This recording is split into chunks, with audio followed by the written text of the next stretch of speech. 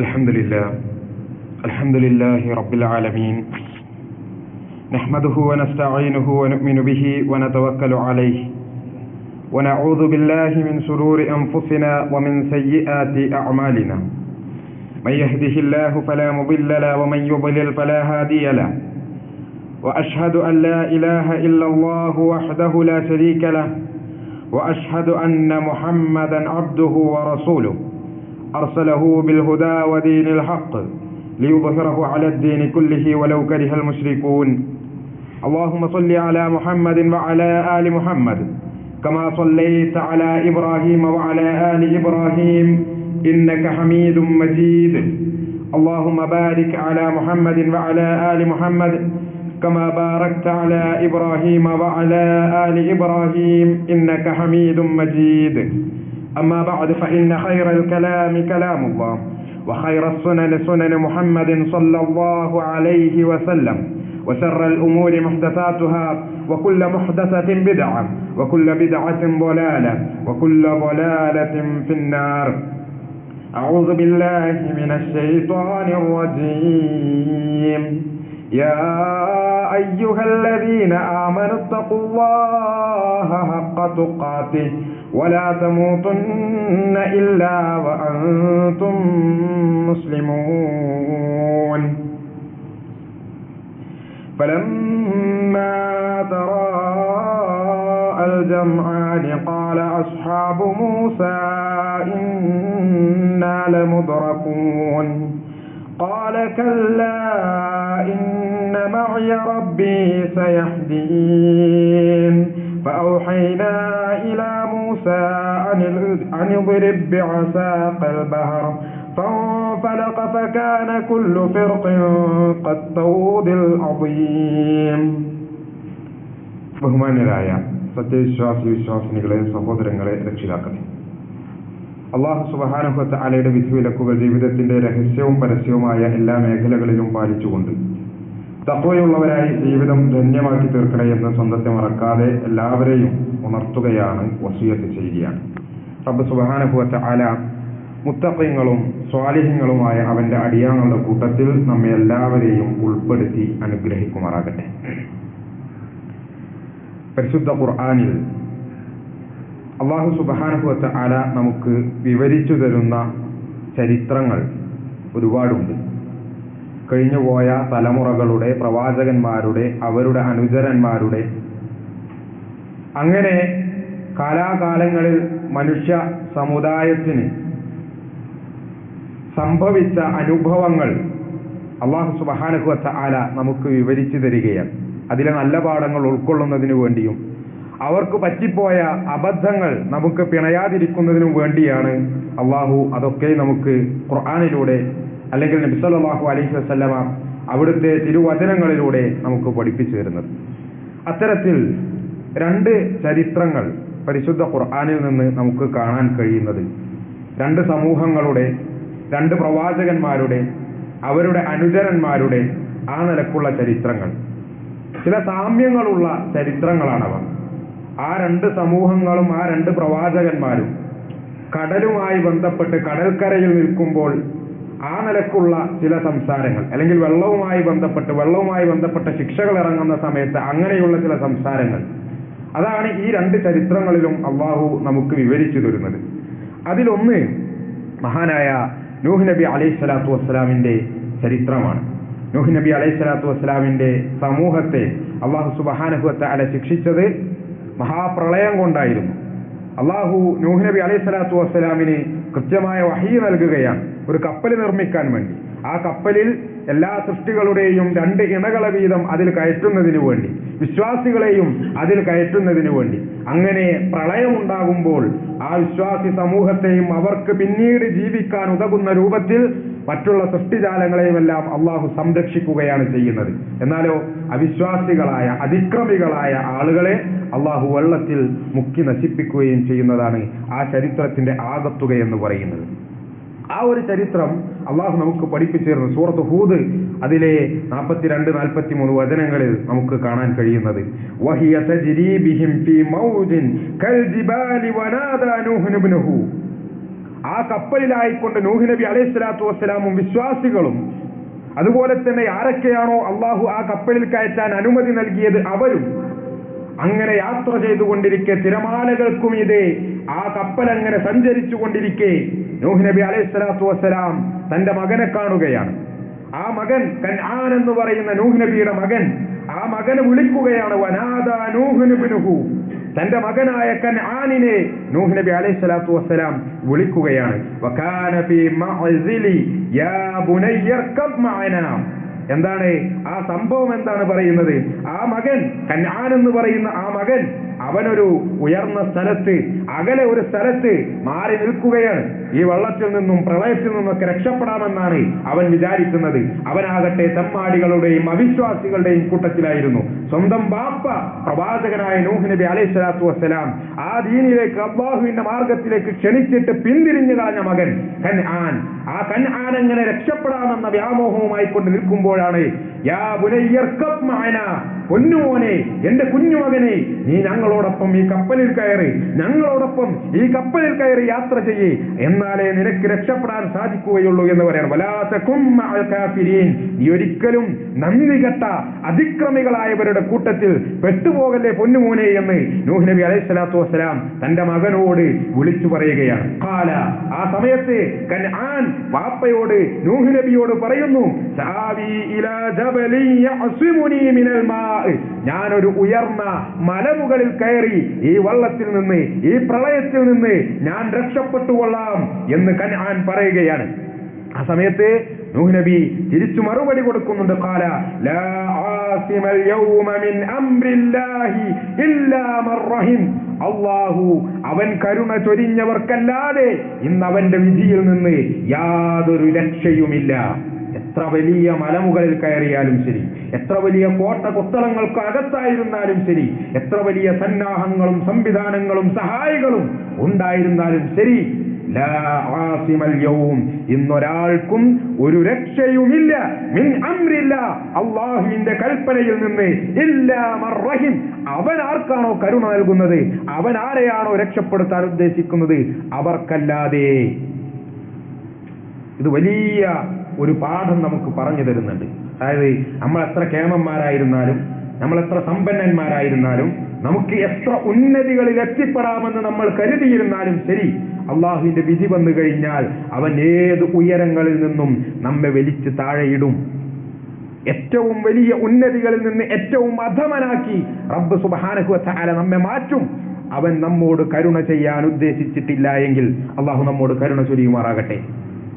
രണ്ടാമത്തെ ചരിത്രം സഹോദരങ്ങളെ, മഹാനായ മൂസാ നബി അലൈഹിസ്സലാത്തു വസ്സലാമിന്റേതാണ്. ഞാൻ ആമുഖമായി നിങ്ങളെ ഓതിക്കേൾപ്പിച്ച ആയത്തുകൾ. ഫലമ്മാ തറാ അൽ ജംആൻ, മൂസാ നബി അലൈഹിസ്സലാത്തു വസ്സലാം ബനൂ ഇസ്രായേലിനെ, അതിലെ വിശ്വാസികളെ രക്ഷപ്പെടുത്തിക്കൊണ്ട് തന്റെ ഉമ്മത്തിനെയും കൊണ്ട് നാട് വിട്ട് രക്ഷപ്പെട്ടു പോവുകയാണ്. ആ സമയത്ത് അവരൊരു വലിയ കടലിന്റെ മുമ്പിലെത്തുന്നു. ആ കടലിന്റെ മുമ്പിലേക്ക് പിന്നെ വഴിയില്ല, അവർക്ക് മുന്നോട്ട് പോകാൻ ഒരു മാർഗവുമില്ല. ഫലമ്മാ തറാ അൽ ജംആൻ, അങ്ങനെ ആ രണ്ട് സംഘങ്ങളും പരസ്പരം കണ്ട സമയം, മുമ്പിൽ കടലാണ്, മൂസാ നബിക്കും വിശ്വാസികൾക്കും മുന്നോട്ട് പോകാൻ മാർഗമില്ല. പിന്നിൽ രണ്ടാമത്തെ സംഘം എന്ന് പറയുന്നത് ഫിർഔനും അവന്റെ സൈന്യവുമാണ്. ആ രണ്ട് സംഘങ്ങൾ തമ്മിൽ കണ്ടുമുട്ടുകയാണ്, കൂട്ടിമുട്ടുകയാണ്. ഖാല അസ്ഹാബു മൂസ, ആ സമയത്ത് മൂസാ നബിയുടെ കൂടെയുണ്ടായിരുന്ന അദ്ദേഹത്തിന്റെ ജനത അദ്ദേഹത്തോട് പറയുകയാണ്, ഇന്നാ ലമുദ്റകൂൻ, തീർച്ചയായും നമ്മളിതാ പിടിക്കപ്പെടാൻ പോവുകയാണ്, നമ്മളിതാ പിടിക്കപ്പെടാൻ പോവുകയാണ്. കാരണം മുന്നോട്ടൊരു വഴിയില്ല, മുന്നോട്ട് ഇറങ്ങിക്കഴിഞ്ഞാൽ ഈ കടലിൽ മുങ്ങി മരിക്കാനാണ് നമുക്ക് വഴിയുള്ളൂ.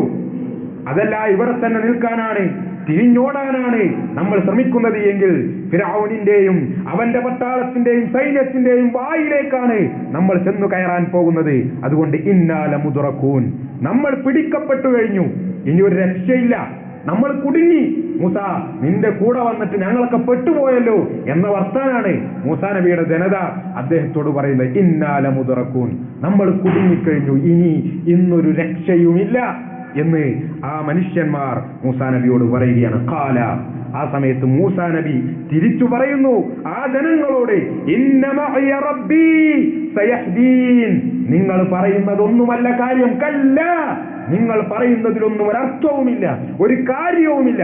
കാരണം ഇന്ന മഅയ റബ്ബി സയഹ്ദീൻ, എന്റെ കൂടെ എന്റെ റബ്ബാണുള്ളത്, വേറെ ആരും എനിക്ക് വേണ്ടതില്ല. ഒരു സൈന്യങ്ങളുടെയും അകമ്പടിയും സഹായവും എനിക്ക് വേണ്ടതില്ല. കാരണം ഇന്ന മഅയ റബ്ബി, എന്റെ കൂടെ എന്റെ റബ്ബുണ്ട്, സയഹ്ദീൻ, അവൻ എനിക്കൊരു മാർഗം കാണിച്ചു തരിക തന്നെ ചെയ്യും. അവൻ എനിക്ക് ഒരു മാർഗം കാണിച്ചു തരും, അവൻ എനിക്കൊരു വഴി വെട്ടി തുറന്നു തരും. ഏത് കടലിന് മുമ്പിൽ ചെന്ന് വെട്ടാലും ശരി, അല്ലാഹു സുബ്ഹാനഹു വ തആല കൂടെയുണ്ടോ അവൻ എനിക്കൊരു മാർഗം തുറന്നു തരുമെന്നാണ്. എന്നിട്ടോ ഫഔഹൈനാ, അല്ലാഹു സുബ്ഹാനഹു വ തആല പറയുന്നു, നാം മൂസാക്ക് ബോധനം നൽകി, ഇലാ മൂസ അനിദ്രിബ് ബിഅസാകൽ ബഹർ, ആ കടലിൽ തന്റെ വടി കൊണ്ടൊരടിയടിക്കാൻ വേണ്ടി, ആ കടലതാ ആ അടിയോടുകൂടി പൊട്ടിപ്പിളരുകയാണ്, അത് രണ്ടായി മാറുകയാണ്. കുല്ലു ഫിർഖിൻ കത്തൗദിൽ അദീം, വലിയ വലിയ മതിലു കണക്കെ ആ രണ്ട് ഭാഗങ്ങളും വിട്ടുമാറി നിൽക്കുകയാണ്. വെള്ളത്തിന്റെ രണ്ട് മതിലുകൾ, നടുവിലതാ സുന്ദരമായ അവർക്ക് കടന്നു പോകാനുള്ള ഒരു വഴി. എന്നിട്ടോ വഅസ്ലഫ്നാ സമ്മൽ ആഖരീൻ, എന്നിട്ട് ആ മൂസാ നബി അലൈഹി സ്വലാത്തു വസ്സലാമിന്റെ ആ മാർഗം, ആ വഴി, അതിലൂടെ ആ വഴിയിലൂടെ അവർ കടന്നു പോകുന്നു. പിന്നാലെയുള്ള ഫിർഔനും കൂട്ടരും അവരും അടുത്തേക്കെത്തുകയാണ്. അവരടുത്തേക്കെത്തുമ്പോൾ വാൻജൈനാ മൂസ വമൻ മഅഹു അജ്മഈൻ, മൂസാ നബി അലൈഹി സ്വലാത്തു വസ്സലാമും കൂടെയുള്ള ആളുകളും അവരെല്ലാവരും ആ വഴി കടന്ന്, ആ കടൽ കടന്ന് അക്കരെ എത്തുന്നു. എന്നാലോ പിന്നീട് വന്ന രണ്ടാം കക്ഷി ഫിർഔനും അവന്റെ കൂട്ടരും, അവരതാ ആ കടൽ അത് പഴയപടിയാവുകയും അതിൽ മുങ്ങി നശിപ്പിക്കപ്പെടുകയുമാണ്. സമാനമായ രണ്ട് ചരിത്രങ്ങളാണിത്. വള്ളത്തിൽ മുക്കി നശിപ്പിക്കാണ് രണ്ട് കൂട്ടരെ അല്ലാഹു സുബ്ഹാനഹു വ തആല. പക്ഷേ അവിടെ നടക്കുന്ന ആ എക്സ്ചേഞ്ചുകൾ ഉണ്ടല്ലോ, ആ സംഭാഷണങ്ങളുണ്ടല്ലോ, ആ സംഭാഷണങ്ങളിൽ നിന്ന് നമുക്ക് വായിച്ചെടുക്കാൻ കഴിയുന്നത്, ഒന്ന് നൂഹ് നബിയുടെ മകൻ പറഞ്ഞ, കൻആൻ പറഞ്ഞ വാക്കുകൾ. ഞാൻ ഏതെങ്കിലും വലിയ സ്ഥലത്ത് കയറി നിന്ന്, ഏതെങ്കിലും മലയുടെ മുകളിൽ കയറി നിന്ന് ഞാൻ രക്ഷപ്പെട്ടുകൊള്ളാം. പക്ഷേ നൂഹ് നബി അലൈഹി സ്വലാത്തു വസ്സലാം തിരുത്തി കൊടുക്കുന്നു, ഏത് ഉയരത്ത് കയറിയാലും ഇന്ന് രക്ഷയില്ല. ഏത് ഉയരത്ത് കയറിയാലും, ഏത് മലമുകളിലായിരുന്നാലും, ഏത് കൊടുമുടിയുടെ മുകളിലായിരുന്നാലും ഇന്ന് രക്ഷയില്ല. കാരണം അവിശ്വാസികളെ മുക്കി നശിപ്പിക്കാൻ അള്ളാഹുവിന്റെ തീരുമാനം ഇറങ്ങിക്കഴിഞ്ഞു. അള്ളാഹു നമ്മെ ശിക്ഷിക്കാൻ ഉദ്ദേശിച്ചു കഴിഞ്ഞാൽ നമ്മൾ ഭയപ്പെടുകയല്ലാതെ നിർവാഹമില്ല, ഒരു പ്രതീക്ഷയും പിന്നില്ല, പിന്നൊരു രക്ഷയുമില്ല. അതാണ്, എത്ര ഉന്നതങ്ങളിലായിരുന്നാലും അള്ളാഹു നമ്മെ വലിച്ച് താഴെ ഇറക്കും. രണ്ടാമത്തെ ചരിത്രത്തിൽ ഒരു ഇടങ്ങേറിലാണ് ചെന്ന് പെട്ടിട്ടുള്ളത്. ഇനി ഒരു രക്ഷയില്ല എന്നാണ് വിചാരിക്കുന്നത്. നൂഹ് നബിയുടെ മകൻ വിചാരിച്ച ഒരു പ്രതീക്ഷ ഉണ്ട് എന്നാണ്. പക്ഷേ ഇവിടെ മൂസാ നബിയുടെ കൂടെയുള്ള ആളുകൾ വിചാരിക്കുന്നത് ഇനി ഒരു പ്രതീക്ഷയില്ല, ഒരു രക്ഷയുമില്ല എന്നാണ്. പക്ഷേ അവിടെ മൂസാ നബി പറയുന്നു, നോക്കൂ നിങ്ങൾ, അങ്ങനെ പ്രതീക്ഷയറ്റു പോകേണ്ട കാര്യമില്ല, നിരാശപ്പെടേണ്ടതില്ല, വിഷമിക്കേണ്ടതില്ല. ഇന്ന മഅയ റബ്ബി സയഹ്ദീൻ, എന്റെ കൂടെ എന്റെ റബ്ബുണ്ട്, അവനൊരു വഴി കാണിച്ചു തരും. മനസ്സിലാവുന്നുണ്ടോ? അപ്പൊ ഈ രണ്ട് അറ്റങ്ങൾ നമ്മൾ മനസ്സിലാക്കണം. ഭയമെന്ന് പറയുന്നത് അത് ചെന്നെത്തുന്നത് അള്ളാഹുവിലാണ്, പ്രതീക്ഷയെന്ന് പറയുന്നതും ചെന്നെത്തുന്നത് അള്ളാഹുവിലാണ്. അള്ളാഹുവിന്റെ വിധിയെ ഭയക്കേണ്ടുന്ന ഒരു സാഹചര്യം ഉണ്ടായാൽ അതിനേക്കാളും വലിയ പ്രതീക്ഷ, അതിനെ മറികടക്കുന്ന ഒരു പ്രതീക്ഷ വേറെയൊന്നില്ല. അള്ളാഹു കൂടെയുണ്ട് എന്ന പ്രതീക്ഷയൊന്നുണ്ടായാൽ സഹോദരങ്ങളെ, പിന്നെ ആ പ്രതീക്ഷയെ മറികടക്കുന്ന ഒരു ഭയവും വേറെയൊന്നില്ല. എല്ലാ ഭയവും ചെന്നെത്തുന്നത് അള്ളാഹുവിങ്കലേക്കാണ്, എല്ലാ പ്രതീക്ഷയും ചെന്നെത്തുന്നത് അള്ളാഹുവിങ്കലേക്കാണ്. വിശ്വാസികളുടെ കാര്യമാണ് ഞാൻ പറഞ്ഞത്. വിശ്വാസം മനസ്സിൽ ഉറച്ചിട്ടുണ്ടോ? മനസ്സിൽ ഇഖ്ലാസുണ്ടോ? ഈമാനുണ്ടോ? ദീനുണ്ടോ? തഖ്വയുണ്ടോ? എങ്കിൽ അള്ളാഹുവിനല്ലാതെ യാതൊന്നിനെയും പേടിക്കേണ്ടതില്ല, അള്ളാഹുവിനല്ലാതെ യാതൊന്നിലും പ്രതീക്ഷ അർപ്പിക്കേണ്ട ഒരു സാഹചര്യം ഉണ്ടാവില്ല. ഇല്ലാന്നിങ്ങനെ എന്താ അറിയോ, ഒരു വാഴന്റെ അനങ്ങിയാ പേടിയാകും അല്ലേ? അതുപോലെ തന്നെ ഒരു വഴിയിൽ ഇറങ്ങുമ്പോ ഒരു കറുത്ത പൂച്ച വട്ടം ചാടിയ പേടിയാകും, ചെമ്പോത്ത് പറന്നാ പേടിയാകും. ഇങ്ങനെ എല്ലാത്തിനും പേടിച്ച് പേടിച്ച് ജീവിക്കേണ്ട സാഹചര്യം ഉണ്ടാകും. കാരണം എന്താ? അള്ളാഹുവിലുള്ള വിശ്വാസം ഉറച്ചിട്ടില്ല.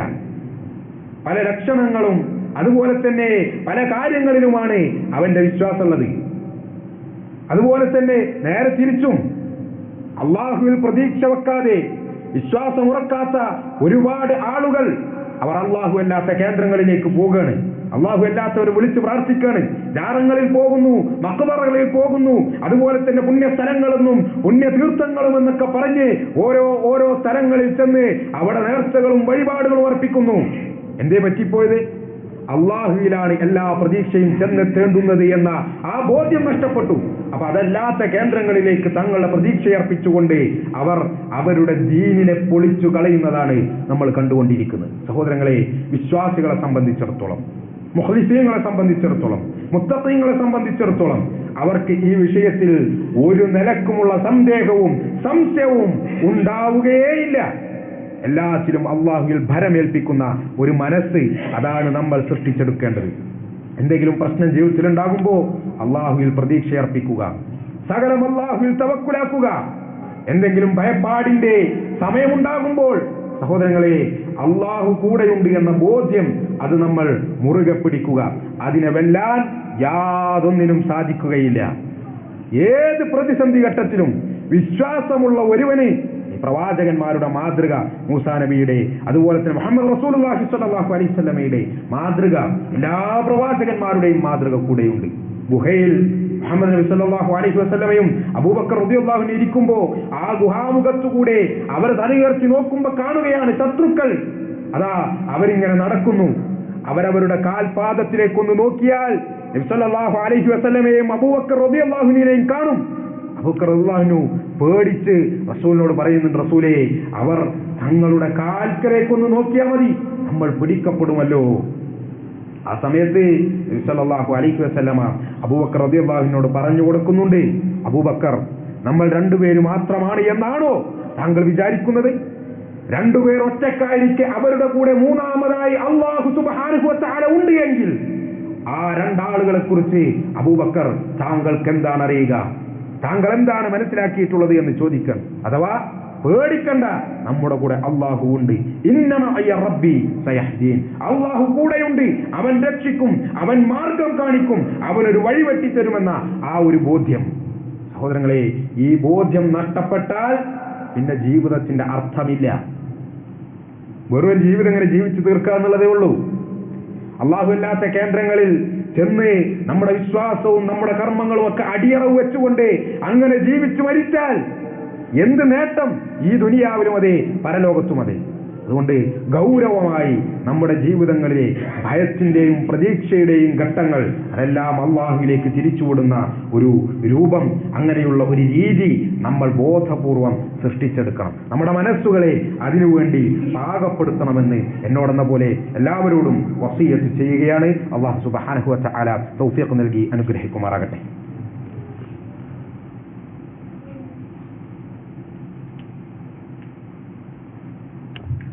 الحمد لله والصلاة والسلام على رسول الله وعلى آله وصحبه أجمعين. أما بعد، يا أيها الذين آمنوا اتقوا الله حق تقاته ولا تموتن إلا وأنتم مسلمون. അള്ളാഹുവിനെ സൂക്ഷിച്ച് ജീവിക്കണമെന്ന് ഒരിക്കൽ കൂടി ഉണർത്തുകയാണ്, വസിയത്ത് ചെയ്യുകയാണ്. റബ്ബ് സുബ്ഹാനഹു വ തആല നമ്മെ എല്ലാവരെയും അനുഗ്രഹിക്കുമാറാകട്ടെ. സഹോദരങ്ങൾ, വളരെ പ്രധാനപ്പെട്ട ഒരു വിഷയമാണ് നമ്മൾ പറഞ്ഞു വന്നത്. വളരെ കൃത്യമായ ചരിത്രങ്ങളിലൂടെ നമുക്ക് ബോധ്യപ്പെടുന്ന ഒരു വിഷയം. അഥവാ അള്ളാഹു നമ്മെ പിടികൂടാൻ ഉദ്ദേശിച്ചാൽ നമുക്കൊരു പ്രതീക്ഷയും പിന്നെയില്ല. അള്ളാഹുവിൽ നമുക്ക് പ്രതീക്ഷയുണ്ട് എങ്കിൽ വേറെ ഒന്നിനും നമ്മെ പിടികൂടാൻ സാധിക്കുകയുമില്ല. അതാണ് പറഞ്ഞതിന്റെ ആകത്തുക. ഇന്ന് മനുഷ്യരെന്നുള്ള നിലക്ക്, സമൂഹം എന്നുള്ള നിലക്ക്, കുടുംബങ്ങൾ എന്നുള്ള നിലക്ക് ഒരുപാട് പ്രയാസങ്ങളും പ്രതിസന്ധികളുമൊക്കെ അങ്ങനെ ഒരു കാലഘട്ടത്തിലൂടെയാണ് നമ്മൾ കടന്നുപോയിക്കൊണ്ടിരിക്കുന്നത്. കാരണം എന്താണെന്ന് വെച്ച് കഴിഞ്ഞാൽ നമ്മുടെ ചുറ്റുപാടിൽ തിന്മകൾ അധികരിച്ചുകൊണ്ടേയിരിക്കും. നന്മ നുള്ളിപ്പെറുക്കി എടുക്കേണ്ട സാഹചര്യം. തിന്മയുടെ കടലാണ് നമ്മുടെ ചുറ്റുമുള്ളത്. നമ്മൾ ജാഗ്രതയോടുകൂടി നമ്മുടെ ഈമാൻ അതിനെ ഉറപ്പിച്ച് ഇസ്തിഖാമത്തോടുകൂടി നിന്നിട്ടില്ല എങ്കിൽ ആ തിന്മയുടെ ഒഴുക്കിലേക്ക് നമ്മളും പെട്ടുപോകും. ഒരു ചണ്ടി മലവെള്ളപ്പാച്ചിൽ ഇങ്ങനെ ഒഴുകിപ്പോണ പോലെ നമ്മളും അങ്ങനെ തിന്മയുടെ വഴിയിൽ നമ്മളും അങ്ങോട്ട് പെട്ടുപോകും. നമ്മൾ ഉറച്ചു നിൽക്കണം, നന്മയുടെ പക്ഷത്ത് നിൽക്കണം, നന്മയുടെ വക്താക്കളും പ്രയോക്താക്കളുമാകണം. നന്മ വെറുതെ പറയുക മാത്രമല്ല, ചെയ്യുക മാത്രമല്ല, അത് മറ്റുള്ളവർക്ക് പ്രചരിപ്പിച്ചു കൊടുക്കുകയും അതിന്റെ ആളുകളായി മറ്റുള്ളവരെ പരിവർത്തിപ്പിക്കുന്ന ദഅവത്തിന്റെ ആ ഒരു പണി കൂടി നമ്മൾ എടുത്തു മുന്നോട്ട് പോകണം. അതുപോലെ തന്നെ തിന്മയുടെ വിഷയത്തിലും തിന്മ ചെയ്യാതിരിക്കുക മാത്രമല്ല, കൺമുമ്പിൽ തിന്മകൾ കാണുമ്പോൾ, നമ്മുടെ ചുറ്റുപാടിൽ തിന്മകൾ ഉണ്ടാകുമ്പോൾ, നമ്മുടെ മക്കളിൽ നിന്ന് തിന്മകൾ ഉണ്ടാകുമ്പോൾ, അല്ലെങ്കിൽ കുടുംബത്തിൽ മറ്റേതെങ്കിലും ഘട്ടത്തിൽ മറ്റേതെങ്കിലും രൂപത്തിൽ തിന്മകൾ കടന്നു വരുമ്പോൾ അതിനെയൊക്കെ ചെറുക്കുന്ന, അതിനെ ഇല്ലാതാക്കാൻ വേണ്ടി പരിശ്രമിക്കുന്ന ആളുകൾ കൂടി നമ്മൾ ആകേണ്ടതുണ്ട്. നമ്മളിങ്ങനെ നന്നായി മുന്നോട്ട് പോകുക, നമ്മളിങ്ങനെ തിരക്കടില്ലാതെ എന്തെങ്കിലുമൊക്കെ കാട്ടിക്കൂട്ടി പോകുക, ബാക്കിയുള്ളവരൊക്കെ എന്തെങ്കിലും ആയിക്കോട്ടെ, ചുറ്റുപാടുകൾ, അയൽപ്പക്കങ്ങൾ, സമൂഹം എന്തെങ്കിലും ആയിക്കോട്ടെ, നമ്മളൊക്കെ അതിൽ ഇടപെടാൻ പോയി കഴിഞ്ഞാൽ നമ്മൾ മോശക്കാരാവുകയുള്ളൂ, നമ്മൾ പഴഞ്ചന്മാരാകുകയുള്ളൂ, നമ്മൾ പ്രാകൃതന്മാരാവുകയുള്ളൂ, നമ്മൾ മതവാദികളാവുകയുള്ളൂ, ഭീകരവാദികളാവുകയുള്ളൂ എന്നൊക്കെ നമുക്ക് പേടിയാണ്. അതുകൊണ്ട് നന്മ ഉപദേശിക്കുകയില്ല നമ്മൾ, തിന്മയെ തൊട്ട് വിരോധിക്കുകയില്ല നമ്മൾ. കാരണം എന്തെങ്കിലും ഉപദേശം പറഞ്ഞു കഴിഞ്ഞാൽ ഇന്ന് ആളുകൾക്ക് ഉപദേശം ഇഷ്ടമല്ല. പ്രത്യേകിച്ച് പുതിയ തലമുറക്ക് കുട്ടികളോടൊക്കെ എന്തെങ്കിലും ഉപദേശം പറഞ്ഞു കഴിഞ്ഞാൽ അവ നമ്മൾ ഉപദേശികളായി, നമ്മൾ ഏതെങ്കിലുമൊക്കെ പഴഞ്ചൻ വൈബ്, തന്ത വൈബിന്റെ ആളുകളായി അങ്ങനെ ഓരോ ആക്ഷേപ പേരുകളിട്ട് പരിഹസിച്ച് ഒഴിവാക്കും. അപ്പൊ ആ പരിഹാസ പേരുകളും ആക്ഷേപങ്ങളൊക്കെ പേടിച്ച് ഇപ്പൊ ആരും ആരെ ഉപദേശിക്കാതിരിക്കുക, അതാണ് ഇപ്പൊ ഇന്നത്തെ ട്രെൻഡ്. എന്തെങ്കിലുമൊക്കെ തിന്മ കണ്ടാലും എന്തെങ്കിലും ആയിക്കോട്ടെ നമ്മളും ഉണ്ടായ നമ്മുടെ വഴിക്ക് പോവുക, എന്തെങ്കിലുമൊക്കെ നന്മ ഉപദേശിച്ചു കൊടുക്കുക, അതിനൊന്നും ഇപ്പൊ നമ്മൾ നിന്ന് കഴിഞ്ഞാല് അതൊക്കെ വലിയ പ്രശ്നമാണ്, ഓരൊക്കെ പുതിയ ന്യൂജൻ ആളുകളാണ് എന്നൊക്കെ പറഞ്ഞ് യുവാക്കളെയും കുട്ടികളെയും അല്ല, അവനവന്റെ മക്കളെപ്പോലും, സ്വന്തം മക്കളെപ്പോലും ഉപദേശിക്കാൻ മടിക്കുന്ന രക്ഷിതാക്കളുടെ, മാതാപിതാക്കളുടെ ഒരു കാലത്തിലൂടെ നമ്മൾ പോകുകയാണ്. ഇതെങ്ങോട്ടാണ് ഈ പോക്ക് ചെന്നെത്തുകയെന്ന് നമ്മൾ ചിന്തിക്കേണ്ടതുണ്ട്. നമ്മുടെ കുട്ടികൾ ഇങ്ങനെ കളിമണ്ണ് കുഴച്ചു വെച്ച് അതിങ്ങനെ എങ്ങനെ പരുവപ്പെടുത്തുന്നോ പാകപ്പെടുത്തുന്നോ അതിനനുസരിച്ചാണ് ഉണ്ടാകുക. അതൊരു പാത്രമായിട്ടാണ് അല്ലെങ്കിൽ വേറെ എന്തെങ്കിലും ഷേപ്പിലേക്കാണ് നമ്മൾ കൊണ്ടുവരണമെങ്കിൽ അതുപോലെ അതിങ്ങനെ ആയി വരും. അങ്ങനത്തെ ഒരു പരുവത്തിലാണ് നമ്മുടെ കുട്ടികളൊക്കെ ഉള്ളത്. നമ്മുടെ ഉപദേശങ്ങൾ നമ്മൾ വേണ്ടെന്ന് വെച്ച് കഴിഞ്ഞാൽ, നമ്മുടെ തിരുത്തലുകൾ നമ്മൾ വേണ്ടെന്ന് വെച്ച് കഴിഞ്ഞാൽ അവരും നശിക്കും, നമ്മളും നശിക്കും. നല്ലോണം ആലോചിച്ചത്. അവര് മാത്രമല്ല, നമ്മളും നശിക്കും. അവരുടെ നാശം നമ്മൾ നമ്മുടെ കണ്ണുകൊണ്ട് കാണും, അള്ളാഹുവിന്റെ ശിക്ഷ നമുക്ക് ഇറങ്ങുകയും ചെയ്യും. വെറുതെ പറഞ്ഞതല്ല, അതാണ് ചരിത്രങ്ങൾ നമ്മളെ പഠിപ്പിക്കുന്നത്. ബനൂ ഇസ്രായേലിന്റെ കൂട്ടത്തിൽ അസ്ഹാബു സബത്ത്, സബത്തിന്റെ ദിവസം, ശനിയാഴ്ച ദിവസം മീൻ പിടിക്കാൻ പാടില്ല എന്ന് കൽപ്പിക്കപ്പെട്ട ആ ഒരു സമൂഹത്തിന്റെ ചരിത്രം പല പ്രാവശ്യം നമ്മൾ ഈ മെമ്പറിൽ തന്നെ പറഞ്ഞിട്ടുള്ളത്. 3 വിഭാഗമായി ആ കൂട്ടർ പിരിയുകയാണ്. ഒരു കൂട്ടർ അള്ളാഹുവിന്റെ കൽപ്പനയെ ധിക്കരിച്ചുകൊണ്ട് മീൻ പിടിക്കുന്നു. രണ്ടാമത്തെ ഒരു കൂട്ടർ അവരോട് പറഞ്ഞു, നിങ്ങൾ ചെയ്യുന്നത് ശരിയല്ല, നിങ്ങൾ മീൻ പിടിക്കാൻ പാടില്ല, അള്ളാഹു ഹറാമാക്കിയതാണ് നിങ്ങൾ നേടിക്കൊണ്ടിരിക്കുന്നത്, അതുകൊണ്ട് നിർത്തൂ എന്നവരോട് ആ തെറ്റിനെ വിലക്കിയ, അതിനെ തിരുത്താൻ ശ്രമിച്ച ഒരു കൂട്ടർ. മൂന്നാമത്തെ ഒരു കൂട്ടർ ഇവരോട് വന്നിട്ട് പറയാണ്, ഈ ഉപദേശിക്കാൻ ശ്രമിച്ച ആളുകളോട് പറയണേ, നിങ്ങൾക്ക് എന്തിന്റെ കേടാണ്, മിണ്ടാതിരുന്നോളി, അവരും പടച്ചോനും കൂടി ആയിക്കോളും, അള്ളാഹു വിലക്കിയത് അവർ ചെയ്യുന്നുവെങ്കിൽ അള്ളാഹു അവരെ ശിക്ഷിക്കട്ടെ, നിങ്ങൾ എന്തിനു വെറുതെ സമൂഹത്തിൽ ഇങ്ങനെ ഒച്ചപ്പാടും ബഹളമൊക്കെ ഉണ്ടാക്കി കുറച്ചാളുകളെ തിരുത്താൻ വേണ്ടി മെനക്കെട്ടിറങ്ങിക്കണേ, നിങ്ങളുടെ പണി നോക്കി നടന്നോടെ എന്ന് ചോദിക്കുന്ന മൂന്നാമത്തെ ഒരു കൂട്ടരുണ്ടായി. അള്ളാഹു 2 കൂട്ടരെ ശിക്ഷിച്ചു. എന്താ ശിക്ഷ? കൂനു ഖിറദതൻ ഖാസിഈൻ, നിങ്ങൾ നിന്യന്മാരായ കുരങ്ങന്മാരായി തീരുക. അള്ളാഹുവിന്റെ ശിക്ഷയുടെ വാക്കാണ്. 2 കൂട്ടർ കുരങ്ങന്മാരായി തീർന്നു, ഒരു കൂട്ടർ രക്ഷപ്പെട്ടു. ആരാണ് ആ രക്ഷപ്പെട്ട കൂട്ടർ? കുൻതും ഖൈറ ഉമ്മ ഉഖ്രിജത് ലിന്നാസ് തഅ്മുറൂന ബിൽ മഅറൂഫ് വതൻഹൗന അനിൽ മുൻകർ. നിങ്ങൾ ഒരു ഉത്തമ സമുദായമാണ്. നിങ്ങളുടെ പ്രത്യേകത എന്താ? എങ്ങനെയാണ് നിങ്ങൾ ഉത്തമ സമുദായമായത്? തഅ്മുറൂന ബിൽ മഅറൂഫ് വതൻഹൗന അനിൽ മുൻകർ, നിങ്ങൾ നന്മ കൽപ്പിക്കുകയും തിന്മ വിരോധിക്കുകയും ചെയ്യുന്നു. അതാണ് ഉത്തമ സമുദായത്തിന്റെ അടയാളം. ആ അടയാളം പേറുകയും പുലർത്തുകയും ചെയ്ത, ആ തിന്മയെ തൊട്ട് ആ സമൂഹത്തെ വിലക്കാൻ ശ്രമിച്ച ആ ഒരു കൂട്ടരെ മാത്രം അള്ളാഹു രക്ഷിച്ചു. ബാക്കിയുള്ളവരൊക്കെ നിന്യന്മാരായ കുരങ്ങന്മാരായി തീർന്നു. എന്താ പറഞ്ഞതിന്റെ അർത്ഥം എന്നറിയോ? നമ്മുടെ കൺമുമ്പിൽ ഒരു തിന്മ കാണുമ്പോൾ അതിനെ വിലക്കാൻ നമ്മൾ തയ്യാറല്ലെങ്കിൽ, മക്കൾ ചെയ്യുമ്പോൾ, കുടുംബത്തിലുള്ളവർ ചെയ്യുമ്പോൾ, അയൽവാസികൾ ചെയ്യുമ്പോൾ, കൂട്ടുകാർ ചെയ്യുമ്പോൾ, സഹപാഠികൾ ചെയ്യുമ്പോൾ, കൂടെ ജോലി ചെയ്യുന്നവർ ചെയ്യുമ്പോൾ, അപ്പോഴൊക്കെ മിണ്ടാതിരിക്കുന്ന ഒരു സമീപനമാണ് നമുക്കുള്ളത് എങ്കിൽ, ഒരു നന്മ പറഞ്ഞു കൊടുക്കാൻ ഒരവസരം കിട്ടിയിട്ട് അത് പറഞ്ഞു കൊടുക്കാത്ത ഒരു സമീപനമാണ് നമുക്കുള്ളത് എങ്കിൽ, പിന്നെ നമ്മളും ഈ പറഞ്ഞ കൊരങ്ങന്മാരും തമ്മിൽ, നായ്ക്കളും പൂച്ചകളും കഴുതകളും തമ്മിൽ ഒരു മാറ്റവുമില്ല, ഒരു ഉത്തമ സമുദായവുമല്ല. നമ്മൾ മോശപ്പെട്ട നിന്ദ്യന്മാരായ അധമന്മാരായ ഒരു കൂട്ടരായി നമ്മൾ മാറും. എന്നുള്ളത് അള്ളാഹു സുബ്ഹാനഹു വ തആല നമ്മെ ബോധ്യപ്പെടുത്താണ്. ആ തലമുറയെ അള്ളാഹു ശരിക്കും അക്ഷരം പ്രതി കുരങ്ങന്മാരാക്കി കളഞ്ഞു. അവരെ രൂപം കൊണ്ടും എല്ലാം കൊണ്ടും അള്ളാഹു അവരെ കുരങ്ങന്മാരാക്കി. അതായിരുന്നു അവർക്കുള്ള ശിക്ഷ. നമ്മളിപ്പോ കുരങ്ങന്മാരായി ജീവിച്ചുകൊണ്ടിരിക്കുക. മനുഷ്യന്മാരുടെ കോലാണ് നമുക്കുള്ളത്. പക്ഷെ ഒരു കുരങ്ങൻ ജീവിക്കുന്നത് പോലെ, ഒരു നായ് ജീവിക്കുന്നത് പോലെ, ഒരു കഴുത ജീവിക്കുന്നത് പോലെ, ഒരു കഴുതന്റെ മുമ്പിൽ ചെന്ന് ആരെങ്കിലും എന്തെങ്കിലും തെറ്റ് ചെയ്ത് കഴിഞ്ഞാൽ ആ തെറ്റിനെ തിരുത്താൻ ആ കഴുത ശ്രമിക്കും. ഒരു നന്മ ഏതെങ്കിലും കുരങ്ങൻ ഇന്ന് വേറെ ആൾക്ക് പറഞ്ഞു കൊടുത്ത് അങ്ങനെ ഉണ്ടായിക്കണോ? ഇല്ലല്ലോ. ഈ നാൽക്കാലികളെ പോലെ ജീവിച്ച് തീർക്കുകയാണ്. മനുഷ്യ കോലാണെന്നേ ഉള്ളൂ. ഇതാണ് സമൂഹത്തിൽ സംഭവിച്ചുകൊണ്ടിരിക്കുന്നത്. സഹോദരങ്ങളെ, ആ കൂട്ടത്തിൽ നമ്മൾ പെടാൻ പാടില്ല. മനുഷ്യന്മാർക്ക് അള്ളാഹു അവർക്കൊരു ഫിത്രത്ത് നൽകിയിട്ടുണ്ട്. ആ ഫിത്രത്തിൽപ്പെട്ടതാണ് തഅ്മുറൂന ബിൽ മഅറൂഫ് വതൻഹൗന അനിൽ മുൻകർ. നന്മ കൽപ്പിക്കണം, തിന്മ വിരോധിക്കണം. അതില്ലാന്നുണ്ടെങ്കിൽ പിന്നെ ഈ പറഞ്ഞ കോലത്തിലേക്ക് നമ്മളും പോകും.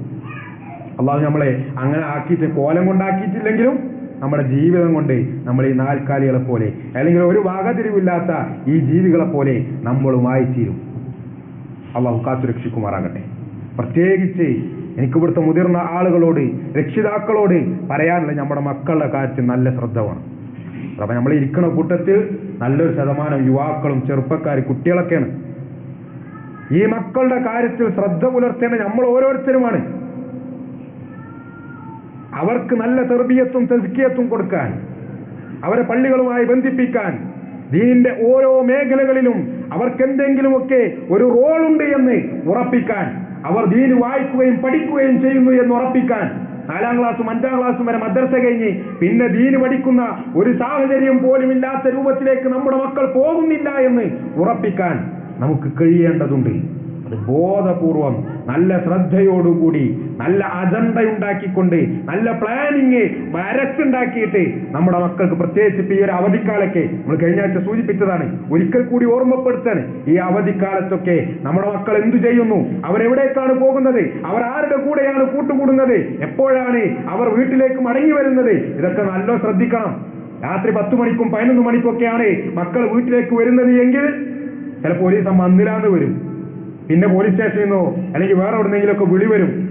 നമ്മുടെ കുട്ടി ചിലപ്പോ എന്തെങ്കിലും മോശത്തരം ചെയ്തോണ്ടാവില്ല, പക്ഷെ കൂടെ ഉള്ളവർ ചെയ്താൽ മതി. 4ആളെ പിടിക്കുമ്പോൾ ഒരുത്തന്റെ പോക്കറ്റിൽ ഒരു പൊതി ഉണ്ടായാൽ മതി. നല്ലോണം സൂക്ഷിച്ചോളെ. മക്കളോടും എനിക്ക് പറയാനുള്ളത്, ആരോടാണ് നമ്മൾ കൂട്ടുകൂടുന്നത് എന്ന് കൃത്യം നമ്മൾ നല്ല ബോധ്യത്തിൽ വേണം. കാരണം അൽ മർഉ അലാ ദീനി ഖലീലിഹി, ആരപ്പ കൂട്ടുകൂടണമെങ്കിൽ ഓന്റെ ദീനിലാണ്ടാകുക. ആ കൂട്ടുകെട്ട് മാത്രമല്ല, അവന്റെ ദീനും കൂടിയാണ് നമ്മൾ നമ്മുടെ ജീവിതങ്ങളിലേക്ക് പകർത്തുക. അതുകൊണ്ട് നല്ല ശ്രദ്ധ വേണം. ഈ ഒഴിവ് സമയമൊക്കെ ഉപയോഗിക്കുന്നിടത്ത് നല്ല ശ്രദ്ധ വേണം. അള്ളാഹുവിന്റെ മാർഗത്തിൽ നമ്മുടെ ഒഴിവ് സമയങ്ങളെ നമുക്ക് ഉപയോഗപ്പെടുത്താൻ കഴിയണം. വളർന്നു വരുന്ന ഈ പ്രായത്തിൽ തന്നെ ഈ സബീലിൽ അള്ളാഹുവിന്റെ മാർഗത്തിലാണ് നമ്മുടെ പരിശ്രമങ്ങളെങ്കിൽ, നമ്മുടെ ജീവിതം നമ്മൾ ചിട്ടപ്പെടുത്തുന്നത് എങ്കിൽ സന്തോഷിച്ചുകൊള്ളുക. കാരണം നാളെ ഒരു തണലുമില്ലാത്ത ദിവസം അല്ലാഹു സുബ്ഹാനഹു വ തആല 7 കൂട്ടം ആളുകൾക്ക് തണലിട്ട് കൊടുക്കുമ്പോ അതിലൊരു കൂട്ടർ ആരാണ് എന്നറിയോ? ശാബുൻ നശഅ ഫീ ഇബാദത്തില്ലാ. തന്റെ യുവത്വം നല്ല ചോരത്തിറപ്പുള്ള, നല്ല പൊട്ടിത്തെറിപ്പിന്റെ ആ ഒരു സമയം ഏതെങ്കിലും വൃത്തികേടുകളിലേക്ക്, മോശപ്പെട്ട കാഴ്ചകളിലേക്ക്, കൂട്ടുകെട്ടുകളിലേക്ക്, പ്രവൃത്തികളിലേക്ക് പോകാതെ അള്ളാഹുവിന്റെ മാർഗത്തിൽ അടിയുറച്ചു നിന്നവരുണ്ടോ? അള്ളാഹുവിന്റെ മാർഗത്തിൽ വളർന്നു വന്ന ചെറുപ്പക്കാരുണ്ടോ? നിങ്ങൾക്കാണ് നാളെ അള്ളാഹുവിന്റെ കോടതിയിൽ ഹിസാബിന്റെ സമയത്ത് വർഷങ്ങളോളം പൊരിവെയിലത്ത് ഒരു സുറുമക്കോൽ ഉയരത്തിൽ സൂര്യൻ തലക്കു മുകളിൽ വെട്ടി ജ്വലിക്കുന്ന ആ സമയത്ത് അള്ളാഹുവിന്റെ അർശിന്റെ തണൽ ലഭിക്കുക. അത് നമുക്ക് കിട്ടണം. അതിനുവേണ്ടി ബോധപൂർവമായി നമ്മൾ പരിശ്രമിക്കണം. നമ്മൾ കഴിഞ്ഞ ആഴ്ചയും അതിന് മുമ്പത്തെ ആഴ്ചയൊക്കെ ഓർമ്മപ്പെടുത്തിയ കാര്യം തന്നെയാണ്. മെയ് 11-ാം തീയതി പെരിന്തൽമണ്ണയിൽ വെച്ച് നടക്കുന്ന കേരള സ്റ്റുഡൻസ് കോൺഫറൻസ് എന്ന് പറയുന്ന ആ ഒരു സംവിധാനം, ആ ഒരു സമ്മേളനം, അതിലേക്ക് നമ്മുടെ കുട്ടികളൊക്കെ നമ്മൾ രജിസ്റ്റർ ചെയ്യണം. 8ാം ക്ലാസ് മുതൽ മുകളിലേക്കുള്ള നമ്മുടെ മക്കളൊക്കെ അതിൽ പങ്കെടുക്കുന്നു എന്ന് നമ്മൾ ഉറപ്പുവരുത്തണം. ഈ പറഞ്ഞ തെർബിയത്തും തസ്കിയത്തൊക്കെ നമ്മുടെ കുട്ടികൾക്ക് കൊടുക്കാനുള്ള നല്ലൊരു അവസരമാണത്. ആ ഒരു ഏതാനും മണിക്കൂറുകൾ നമ്മുടെ കുട്ടികൾക്ക് ഒരിക്കലും നഷ്ടപ്പെടുന്നില്ല എന്ന് ഉറപ്പുവരുത്തുക. അവിടെ പുറത്ത് അതിന്റെ രജിസ്ട്രേഷനുള്ള സംവിധാനം നമ്മൾ ചെയ്തിട്ടുണ്ട്. നമ്മുടെ കുട്ടിയുടെയും നമ്മുടെയും അതുപോലെ തന്നെ നമ്മുടെ മൊബൈൽ നമ്പറൊക്കെ ഒന്ന് അവിടെ എഴുതി കൊടുത്തു കഴിഞ്ഞാൽ നിങ്ങൾ അങ്ങോട്ട് വിളിക്കും. അതിനുള്ള സംവിധാനങ്ങൾ, വാഹന സൗകര്യങ്ങളും ഒക്കെ ഒരുക്കി, അത് എല്ലാ സംവിധാനങ്ങളും ഒരുക്കി, എല്ലാ സൗകര്യങ്ങളും ഒരുക്കി നിങ്ങളെ ബന്ധപ്പെടും. ഇൻഷാ അല്ലാഹ്. അല്ലാഹു സുബ്ഹാനഹു വ തആല തൗഫീഖ് നൽകി അനുഗ്രഹിക്കുമാറാകട്ടെ. നമുക്കും നമ്മുടെ മക്കൾക്കും തലമുറകൾക്കും എല്ലാം അള്ളാഹുവിന്റെ മാർഗത്തിൽ അടിയുറച്ചുകൊണ്ട് മുന്നോട്ട് പോകാനുള്ള അവസരവും അനുഗ്രഹവും അള്ളാഹു നൽകി അനുഗ്രഹിക്കുമാറാകട്ടെ. എല്ലാവിധ വലാലത്തുകളിൽ നിന്നും ഫിത്നകളിൽ നിന്നും അള്ളാഹു നമ്മെ എല്ലാവരെയും കാത്ത് രക്ഷിക്കുമാറാകട്ടെ. അള്ളാഹുവിന്റെ വഴിയിൽ നമ്മുടെ എല്ലാവിധ പ്രതീക്ഷകളും അതുപോലെ തന്നെ അള്ളാഹുവിനെ ഭയപ്പെട്ട് ജീവിക്കുന്ന ഒരു സാഹചര്യവും അള്ളാഹു നമുക്ക് നൽകി അനുഗ്രഹിക്കുമാറാകട്ടെ. വന്നുപോയ തെറ്റുകുറ്റങ്ങൾ അള്ളാഹു നമുക്ക് എല്ലാവർക്കും വിട്ടുപുറത്ത് മാപ്പാക്കി തരുമാറാകട്ടെ. നമ്മുടെ ഇടയിൽ നിന്ന് മരണപ്പെട്ടു പോയ ഖബറിടങ്ങൾ അള്ളാഹു വിശാലമാക്കുകയും പ്രകാശപൂരിതമാക്കുകയും അവരെ നമ്മയും അവന്റെ ജന്നാത്തുൽ ഫിർദൗസിൽ പാപമുക്തരായി ഒരുമിച്ച് ചേർക്കുകയും ചെയ്യുമാറാകട്ടെ. രോഗങ്ങൾ കൊണ്ട് പ്രയാസപ്പെടുന്നവർക്ക് അള്ളാഹു പരിപൂർണമായ ശിഫാഇനെ പ്രദാനം ചെയ്യുമാറാകട്ടെ. കടബാധ്യതകൾ കൊണ്ട് പ്രയാസപ്പെടുന്നവർക്ക് അള്ളാഹു റിസ്ഖിനെ വിശാലമാക്കുകയും എല്ലാവിധ പ്രയാസങ്ങളിൽ നിന്നും വിടുതൽ നൽകി അനുഗ്രഹിക്കുകയും ചെയ്യുമാറാകട്ടെ. ലോകത്തിന്റെ വ്യത്യസ്ത ഭാഗങ്ങളിൽ പീഡനങ്ങളും ദുരിതങ്ങളും അനുഭവിച്ചുകൊണ്ടിരിക്കുന്ന മുസ്ലിം സഹോദരങ്ങൾക്ക് അള്ളാഹു ക്ഷമയും സഹനവും പ്രദാനം ചെയ്യും. വലിയ പ്രതിഫലം ഇരുലോകത്തും അവർക്കും